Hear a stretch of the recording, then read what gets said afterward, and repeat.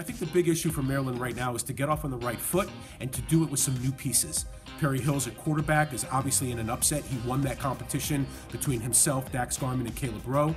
And then as far as the wide receivers are concerned, that's a big change for Maryland this year. The Jacobs brothers are basically taking over for two players who are now in the NFL, Stephon Diggs and Deion Long. So we'll see what that chemistry is like, and we'll see how easily Maryland can move the football. And of course, on the defensive side, Keith Dudzinski takes over as defensive coordinator. They're moving from a 3-4 to a 4-3, which means their ends have to be quicker and put their hands in the dirt. That's a big change for Maryland. They've been a 3-4 the last 4 or 5 years, so we'll see how that pans out. As far as the quarterback situation is concerned, that really was the big question during the offseason and then during summer camp. Most people thought that with Dax Garman transferring in from Oklahoma State, which is a huge passing conference, and he had an okay year last year, that he was the favorite. And in fact, he was the favorite. And if it wasn't going to be Dax Garman, it would certainly be Caleb Rowe, the gunslinger who's been in the program for the last 2 or 3 years. But here are a couple problems. Number one, Garman's got great pocket awareness, but when it breaks down, he doesn't have the ability to run. That's the first issue. The second issue with Caleb Rowe is that he had that ACL last year, and it knocked him out for the rest of the year, and I don't think he's fully recovered from that. Perry Hills in the offseason did two things. He slimmed down and he learned the playbook. So now he's got better pocket awareness, and when the pocket breaks down, he does have the ability to break, contain, and make plays with his feet. I think it's those things and his leadership ability.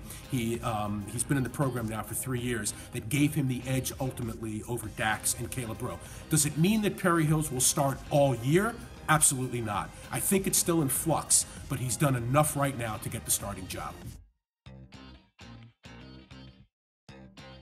Realistic expectations for the Terps in year 2 of the Big Ten is to kind of repeat what they did last year, and that is they basically broke even. They were 4-4 in the conference. They ended up going to a bowl. I don't think you can expect much more from Maryland this year because of some of those questions that we talked about offensively. But I think long term, in order for the Terps to succeed in the Big Ten, they're going to have to beef up their offensive and their defensive lines. They were one of the last teams in the league last year defending the rush, and they had trouble running the football. That's not going to change until they have a different mentality on both sides of the line. I think they're making steps to do that, but it's a process. And keep in mind, these other schools, like the Ohio States and the Michigans and the Michigan States and Wisconsin and Iowa, and the list goes on and on, have had 50 years in the conference and, developing their offensive and defensive lines with that mentality.